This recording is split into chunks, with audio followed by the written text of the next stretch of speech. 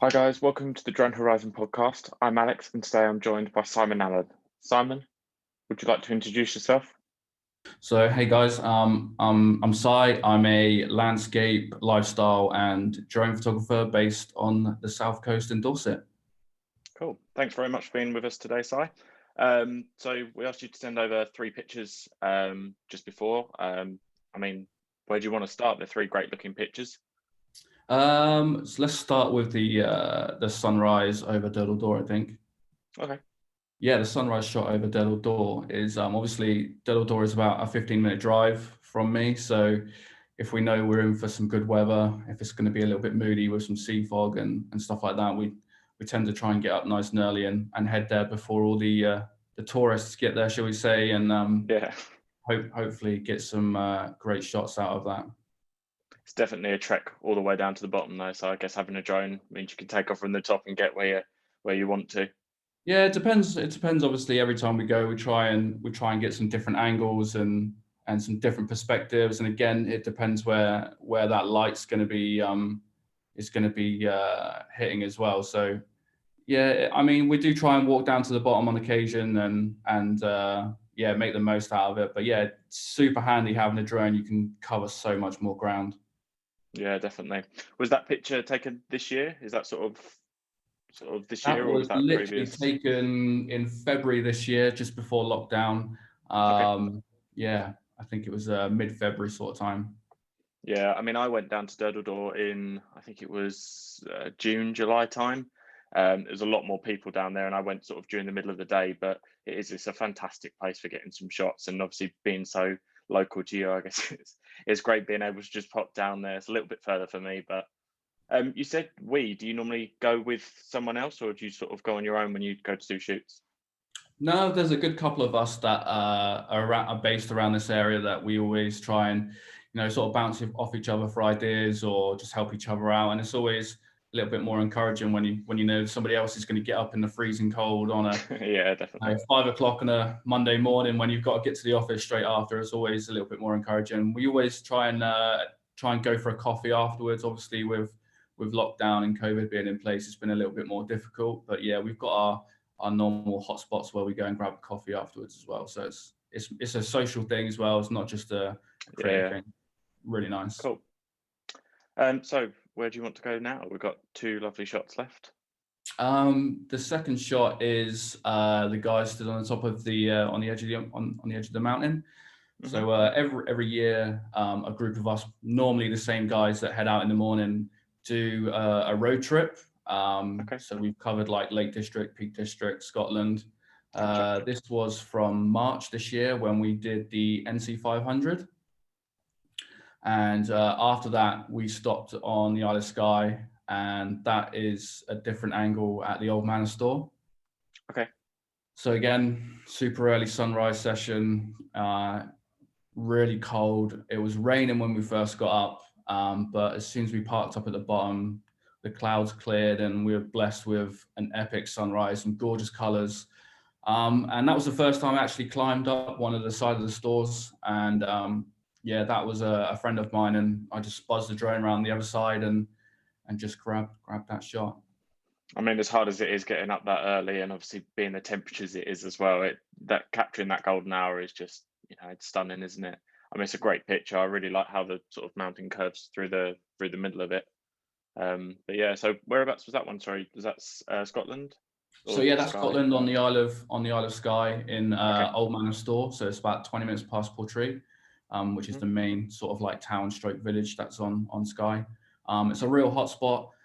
If you saw a different angle, you would know where it is straight away. It's been heavily covered over the last couple of years. I think the main spot that everybody walks up to take the shots from is actually called Banger Hill, which is absolutely disgusting in the creative world to use that word. But yeah, Yeah. it's super heavily covered, and I think that's why I enjoy this shot so much, because it's a completely different perspective.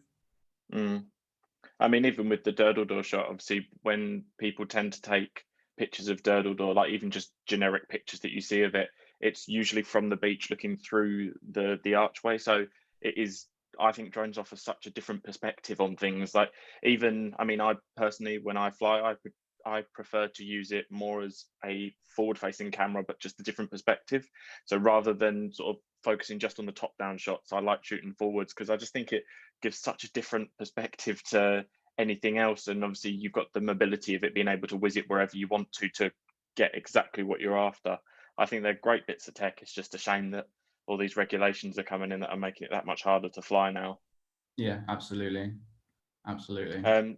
So with the last shot was Germany, if I'm correct in thinking. Yeah, so I was actually on a business trip, and I think it might have been the first time I ever took my drone abroad. I hadn't had the drone very long, but obviously being on the south coast of Dorset, we've got beaches and cliff faces and lovely stuff like that, but we don't really have any tall buildings or anything like that. And I knew, so this was completely risky. This is before the CAA brought out regulations where you have to register your drone and pass the Yeah. mandatory safety test and stuff.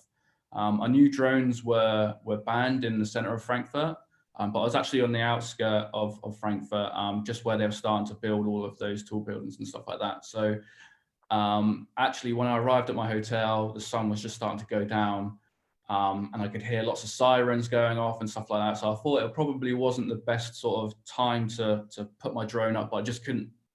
The light was too good. So basically, I was in my hotel room. I think I was about the 7th floor, and I had this big bay French door thing that kind of slid open and left quite a big opening. So I thought I could take off from my hotel room, fly through the window, go over my hotel and grab the shots. But obviously I had to turn all the sensors off to be able to pass through that tight gap. Yeah. It was completely fine going out, but trying to bring it in was an absolute nightmare. And there was actually an office on the other side of the road, and all the guys were stood in the window, like banging on the window, cheering, which made it even worse. And I managed to fly it straight in on about the 3rd or 4th attempt. So I was actually contemplating landing it down in the little the garden area of the hotel and running downstairs and quickly grabbing that. But no, I managed to blag that one and get that in. So it was a complete risk. Probably shouldn't have done it in hindsight, and the image isn't even that great, but it's just something. I think it's a great image. It's got, it's really nicely composed, and like everything's like really nicely exposed. You've got some really great colors in there. I mean, I personally wouldn't do it because I'm not brave enough. Was there any interference, that kind of thing, or was it pretty clean? It was pretty clean, but I was facing away from where I was shooting, so I had to fly the drone, and then basically the drone would have been behind me, and obviously I was in a building. It actually performed really well. Again, I didn't think about it at the time. Lessons learned, and I would 100% not do something as stupid as that again. Well, I think we all do those things when we're starting out with drones. I think it's one of those things that you sort of look back and think, oh, maybe I shouldn't have done that. But I mean, I remember when I first started shooting, I was at Old Harry's, which is obviously probably not too far from you. And I had my Spark, and it was obviously still within visual line of sight, but I flew it right out, and I was like, oh, I just want it back a little bit further just to frame everything, a little bit further. And I was like, right, got the shot where I want. I looked up and I was like, that's quite a long way out. I should probably bring that back. And obviously being a Spark, it's, it's a tiny little drone, so it didn't handle the wind too well. But again, it's one of those things, isn't it, that looking back, you think maybe I wouldn't do that in the future. Sure. Just by coincidence, all the pictures you've sent over, they're all portrait shots. Do you normally tend to shoot portraits from your drone? I'm guessing, is it a Mavic you've got? So it's a mixture. I think all those shots that I sent you would have been with a Mavic, but I've had a Phantom 4 Pro Plus as well. Okay. So what I normally do is I know it's got a pano option built in, but to keep flicking back from options to select the pano and which style of pano, I find it really frustrating. So what I actually do is I shoot 3 landscapes. So like foreground, middle ground, and so on. And then I stitch them together in Lightroom. Okay. It's really easy to do that. It's literally 2 clicks through photo, merge, pano. So I feel like you get a little bit more depth and you get a little bit more clarity, and actually a bigger picture as well for you to crop in wherever you want and stuff. So it definitely helps in post to select that area you want to create the photo out of. So how do you decide whether you're going to shoot with the Mavic or the Phantom? Is that just sort of on the day kind of thing? I suppose the Mavic probably works better for traveling and that kind of thing. So with the Germany shot and that kind of thing, it makes sense because obviously you don't want to be taking a Phantom with you. But how do you sort of determine which you're going to use? So I don't have both anymore. So I started with the Mavic when the Mavic first came out. I brought it from the photography show in Birmingham I think it was probably about 2 or 3 weeks after release date. And I got there super early. They only had 2 left in stock. It's like, the wife's going to kill me, but I don't care. So I bought it, and that was my first drone. And then just as the Mavic 2 came out, the Mavic 2 Pro, I sold my Mavic to get some funds to put towards a Pro 2. And we ended up actually moving house that week. So that money got soaked up on a washing machine or something ridiculous like that. And then I ended up buying the Phantom 4 Pro Plus from a really well-known drone photographer around here. He's a great friend of mine, Aaron Witherford. He did me a killer deal on that. So that was my second drone. And that was a beautiful, beautiful drone, really good camera on that drone. And then I sold that back in February when I brought the Pro 2, which I wanted for the Scotland trip because I didn't really want to be, like you said, lugging that Phantom 4 Pro Plus up mountains and stuff. It's just not easy. I've done it before and it wasn't fun. So I need to consolidate that size and weight mass on my bag. And I'll get back into my bag in a bit actually, because it's quite an interesting way I pack my bag now. So yeah, I mean, do you want to go ahead and let us know what you take with you? I mean, obviously, I guess it varies from trip to trip, but sort of generally speaking, what do you take with you?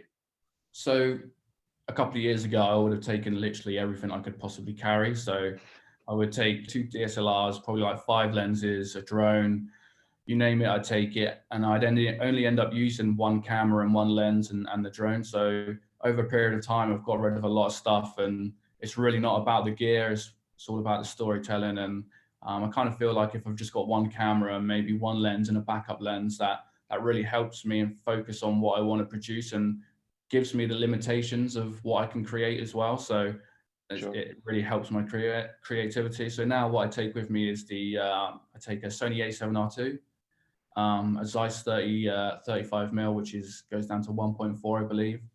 And then I just take my Pro 2, the Mavic Pro 2, and that is about it. And then I've got plenty of room and stuff for snacks and waterproof jacket and all that kind of stuff.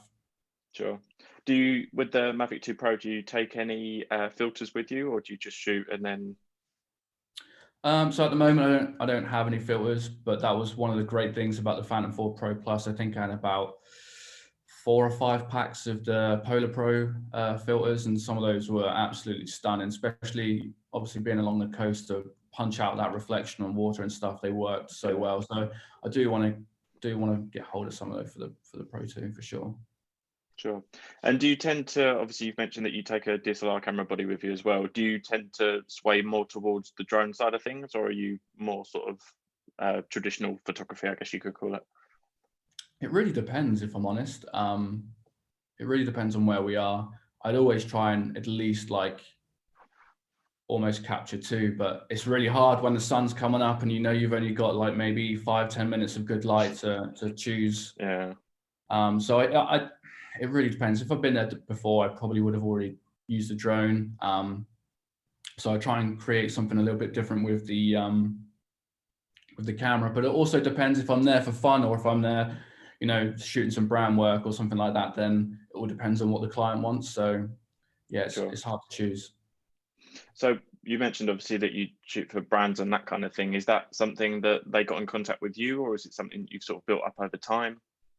Yeah, it's something that I've kind of built up over time. Like I said, we do a road trip every year, and it's got to the point now where the road trip is pretty much covered by some of this brand work that we do on these road trips. So I reached out to a lot of brands. I think it was our second road trip we did. And I'm actually a brand manager for a business here in the UK. So I kind of understand what brands want and what brands need. And if they can kind of get something for free without actually spending any real money, then they're more likely to say yes. So reached out to a couple of local brands around here. So obviously we've got Offspray, which is just around the corner, which is a huge outdoor brand. So we reached out to those kind of guys and just said, look, we've got a social reach of X amount. We're going here, here, and here. Here's what we've done in the past with other smaller brands and other brand work. If we can get this and that, and here's what we can do for you in return. A lot of brands we didn't hear anything from. not even a sorry, Yeah. we don't have the budget for it or anything. But some of the brands that did reach out to us have been really well, and we've built that sort of friendship over the last couple of years, and yeah, it's been great. So do you do is photography sort of like a side thing? Obviously, I know you do the commercial work as well, that kind of thing. But is it sort of a side thing that you do in your spare time, or is it a full-time job? It's a bit of a side hustle, really. So my main income is actually wedding photography. I tend to shoot about 30 to Okay. 40 weddings a year. Obviously, with COVID again and lockdown, it's been Yeah. horrific. I've actually only shot one wedding this year, which is, it's hurt the purse strings, but looking at how other people have been affected, it's been horrific. So yeah, wedding photography is sort of my main income from a photography perspective. And, this brand work that I do on the other side, which you can see a lot on my Instagram page, it's more just kind of goes side by side with what I'm doing. If we're going climbing or we're climbing up a mountain or hiking or something like that, if I can incorporate it with something that I'm going to enjoy, it actually has a better reflection in the images that I create. So Yeah, definitely. all the sort of brand stuff I do is outdoor gear or something to do with the outdoors. I would never say yes to shooting something that I wouldn't enjoy or I don't understand the concept. So yeah, it's been a lot of bags, it's been a lot of waterproof jackets and all that kind of stuff, and yeah, just pure outdoor stuff. Yeah, I mean, I guess one of the obviously you've mentioned with COVID, it's affected so many people, and obviously it would have been nice to have done this kind of thing in person, but with with the way that things are, this is probably the best that we can do at the minute. But I mean, I've noticed I've obviously not been able to travel as much as I wanted this year, but when I have been able to get out, it's made a difference with a lot of obviously with regards to the social distancing, a lot of outdoor places like Durdledore, Old Harry's, that kind of thing.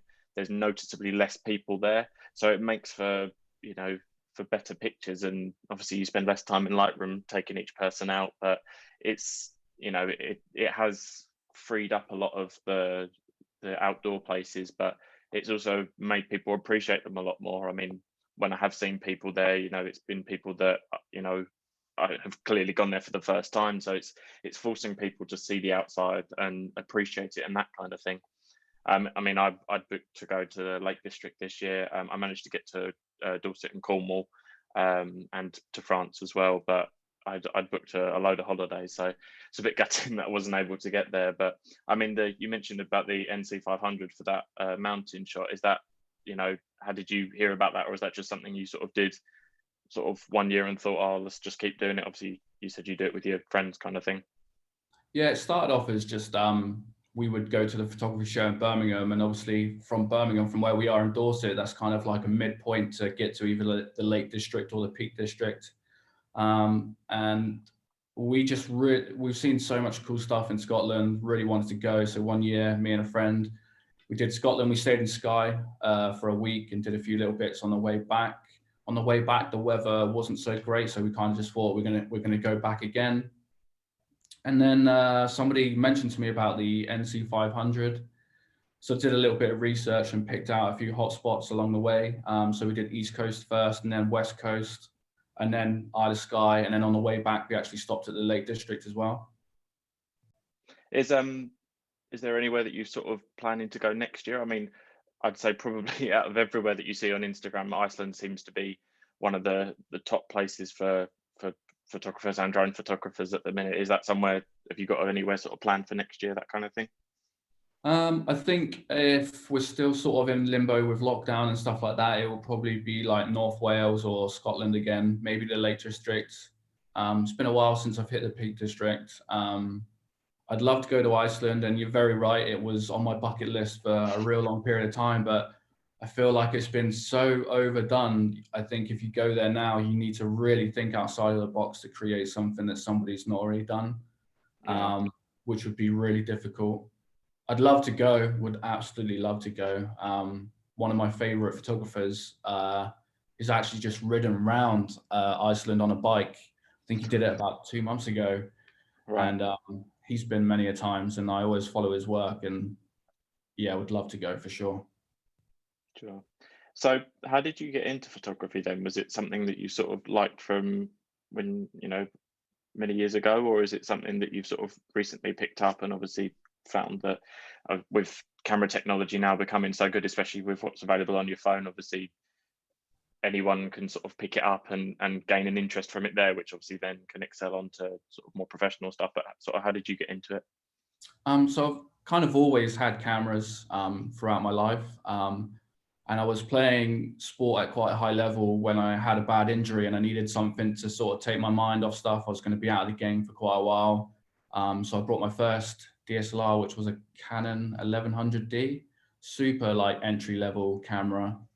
And just started messing about, watched a lot of stuff on YouTube, a lot of like Frono's Photo and Gavin Hoey and people like that. And it just kind of snowballed out of that and started doing little bits here and there for friends. And then did a wedding for a friend for free, which was an experience. And I shared those photos online. And then from there, somebody tried to book me, but I didn't really understand like the whole process. I'd never really gone that far in regards to, you know, handing over money for a project, i.e. a wedding. But I did it. I made an absolute loss on that wedding for sure. The reinvestment in another camera. So if my camera broke, I wasn't stuck on the day.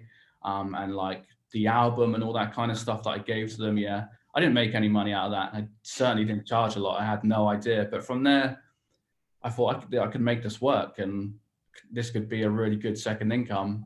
So it probably took me about 3 or 4 years of doing real low budget weddings at not great hotels and, you know, fake flowers and just generally cheap weddings at a cheap price point. And then I think about on my 3rd year, I nailed this, like, I think it was Lulworth Castle. So that's like, you know, a 20 grand venue. So Yeah. the wedding itself was super high end. The dress was gorgeous. The flowers was amazing. Big load of bridesmaids, big loads of dudes in suits, like made great photos. And from there, again, my wedding photography sort of snowballed. And then I started just selecting the images, selecting the weddings that I wanted to shoot rather than just saying yes to everything. Yeah.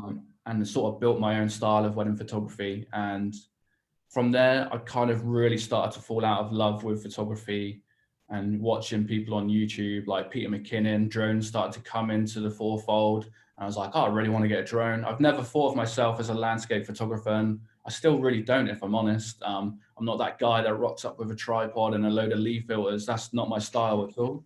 But yeah, just fell in love with shooting stuff from a completely different perspective. And then I quickly realized I could do the same without a tripod and filters and, you know, use Lightroom to bring out those like dramatic colors and stuff. So that's where it's kind of stemmed from there, really. Yeah. So obviously now that you're sort of more established in what you're doing kind of thing, looking back, is there anything that you sort of wished someone had told you back then? Is there sort of any sort of words of advice you could give for sort of guys just starting out, that kind of thing?